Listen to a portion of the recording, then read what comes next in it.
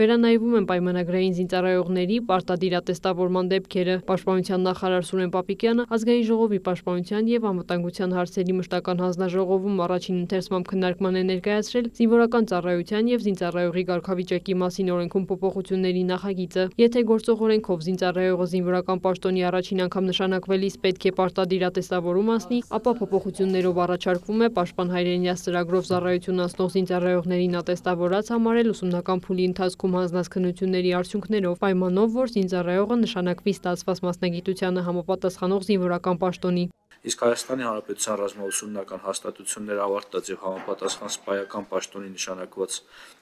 զինծառայողներն ատեստավորված են համարվելու ռազմաուսումնական հաստատության ավարտական քննությունների արդյունքներով։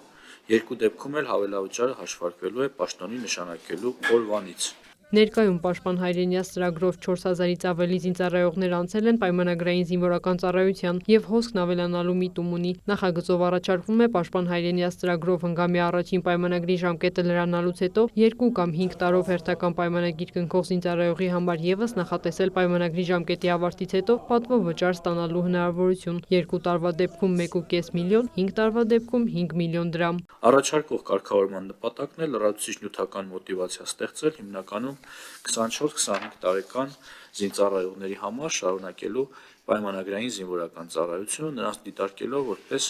արհեստավարժ զինված ուժեր ունենալու կառավարության տեսլականի հիմնական գրողներ, որոնց փաստացի աշխատանքային գործունեությունը կապվում է զինված ուժերում պայմանագրային զինվորական ծառայություն անցնելու հետ։ Հանձնաժողովի փոխնախագահ Արմեն Խաչատյանի գնահատմամբ նախագիծը սպասված էր։ Նրա խոսքով ստացվում է Վազգեն Սարգսյանի անվան ռազմական ակադեմիան ավարտելուց հետո նորավարտ լեյտենանտը ստանում է 230-ից 250 հազար դրամ աշխատավարձ եւ եթե նրա քննության արդյունքները գերազանց են, աշխատավարձին գումարվում է եւս 475 հազար դրամ։ Պատկերացրեք, թե ինչ մոտիվացիոն հիմք է ստեղծում մեր երիտասարդներին, որպեսզի ընտրեն այս մասնագիտությունը։ Սուրեն Պապիկյանը հավելեց, նորավարտ լեյտենանտը կարող է ստանալ 620-ից 750 հազար դրամ աշխատավարձ, բայց մարտական հերթապահություն իրականացնող զորամասերում դա կարող է հասնել մինչև 820 հազար դրամի։ Ուզում եմ արձանագրել, որ այս նախագիծը մեր հերթական քայլն է պրոֆեսիոնալ բանակի անցման, շատ կարևոր եմ համարում, խնդրում եմ կողմ քվեարկել, որովհետև սա մեզ օգնելու է, որպեսզի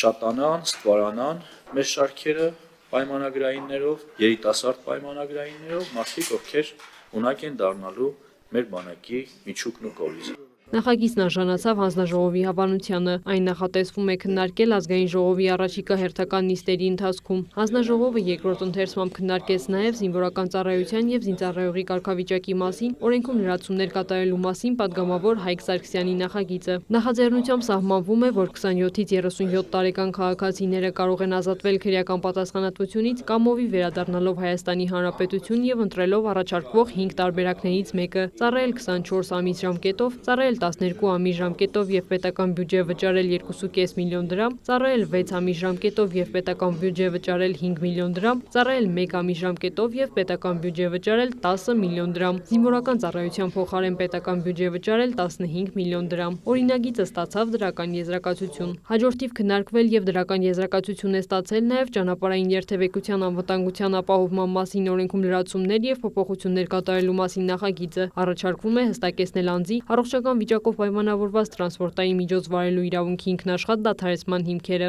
Այն պահին, երբ որ Արմեդ համակարգում կարձանագրվի, որ անձը ունի թմրամիջոցների հետ կապված կամ հոգեկան առողջության խնդիրների հետ կապված այնպիսի սահմանափակումներ, որոնք պետք է հանգեցնեն վարելու իրավունքի դադարեցմանը, ինքնաշխատ եղանակով ներքին գործերի նախարարության էլեկտրոնային ռեգիստրը տեղեկատվությունը կստանա առողջապահական համակարգից եւ անձի վարելու իրավունքը կդադարեցվի։ Գործող կարգով այդ տեղեկությունը թարմացվում է առողջապահական տեղեկատվական համակարգին հարցման միջոցով այն ժամանակ, երբ վարորդական վկայականն է թարմացվում։ 2021 թվականից մինչև օրս մեխանիկական հարցումների եղանակով դադարեցվել է 2370 անձի վարորդական իրավունքը։ Քրիստինե Թորոսյան, լուրեր։